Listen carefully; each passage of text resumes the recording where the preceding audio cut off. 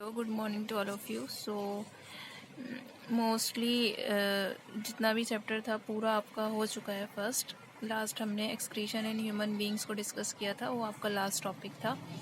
ठीक है, उसमें एक प्रोसेस आपकी हीमोडायलिसिस की दे रखी है।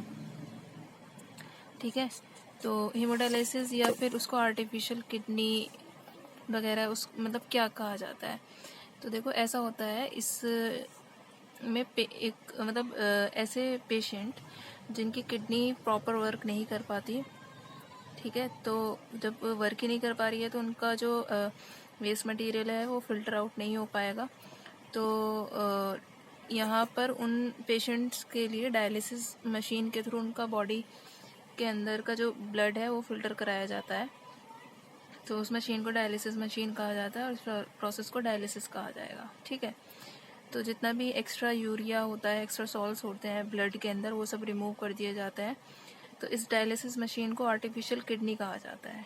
ठीक है, क्योंकि देखिए भाई आर्टिफिशियली ही वो ब्लड को आपका प्योर करा रही है, तो इस वजह से इसको क्या कहा जाएगा, आर्टिफिशियल किडनी कहा जाएगा।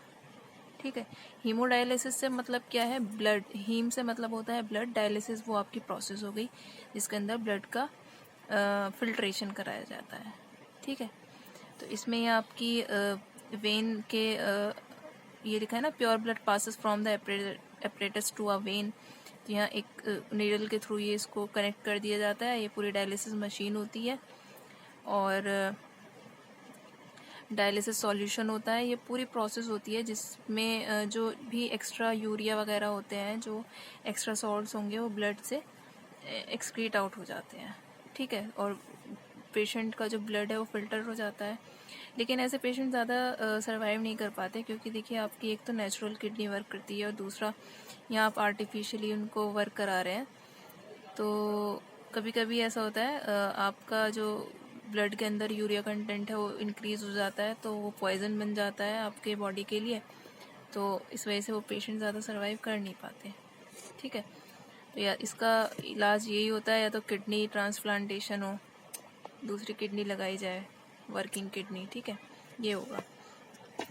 इसमें एक टॉपिक और है आपका एक्सक्रीशन इन एनिमल्स में, जिसमें आपका यूनिसेलुलर ऑर्गेनिज्म जो है उनका एक्सक्रीशन बता रखा है। तो यूनिसेलुलर ऑर्गेनिज्म का जो एक्सक्रीटरी ऑर्गन है वो तो कोई नहीं है। ठीक है, अब ये थोड़ी है अमीबा के अंदर आपका किडनी लगा हुआ है, ऐसा नहीं है ना। लेकिन इनके अंदर भी जो एक्सक्रीटरी प्रोडक्ट होते हैं वो तो बनते हैं। ठीक है, तो इनके अंदर जो कार्बन डाइऑक्साइड है, अमोनिया है, वो एज एक्सक्रीटर प्रोडक्ट होते हैं।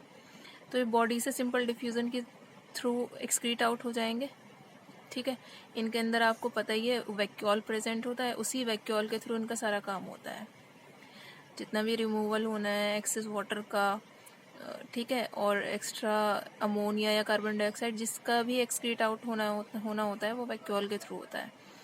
तो जैसे कि एक वर्ड लिखा है उसमें यहाँ पर ऑस्मोरेगुलेशन, ये होता है आपका ब्लड आपका जो भी बॉडी के अंदर वाटर के बैलेंस को बना कर रखना, वो प्रोसेस आपकी ऑस्मोरेगुलेशन कहलाती है। तो जैसे कि यहाँ लिखा है ना, ये अमोनियम आयन है और कार्बन डाइऑक्साइड है, ये वेस्ट हैं सारे साइटोप्लाज्म के अंदर। तो ये डिफ्यूज़न की प्रोसेस के थ्रू बाहर हो जाते हैं। यहाँ पर जैसे कि ऑस्मोरेगुलेशन की प्रोसेस अमीबा में दिखा रखी है। Water diffuses into the animal by osmosis. पहले तो वाटर अंदर एंटर कर जाएगा, ठीक है, उसके बाद कॉन्ट्रैक्टाइल वैक्यूल का साइज़ इंक्रीज़ हो जाता है। ठीक है, क्योंकि वाटर एंटर कर गया, उसके बाद जो एक्स्ट्रा वाटर होता है उसको बाहर निकलना होता है। तो जो कॉन्ट्रैक्टाइल वैक्यूल है वो बाहर, क्योंकि एक्स्ट्रा जितना भी वाटर होगा वो सब कंज्यूम कर लेगा और फिर वो बाहर जाकर बर्स्ट हो जाता है। बर्स्ट मतलब बाहर उसको पानी को फेंक देगा, न्यू वैक्यूल बन जाएगा। तो वाटर कंसनट्रेशन मतलब ऑस्मोरेगुलेशन, वाटर के बैलेंस को मेंटेन करके रखना बॉडी में, इज़ ऑस्मोरेगुलेशन। तो ये सब होता है इसमें।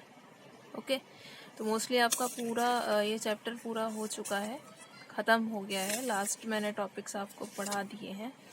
ठीक है, अब इसके अलावा आपके जो भी क्वेश्चंस होंगे यहाँ, जैसे कि रिव्यू क्वेश्चंस दिए होते हैं आप, या और भी बहुत सारे क्वेश्चंस होंगे जो मैं आपसे पुटअप कर लूँगी, आपको सेंड कर दूँगी।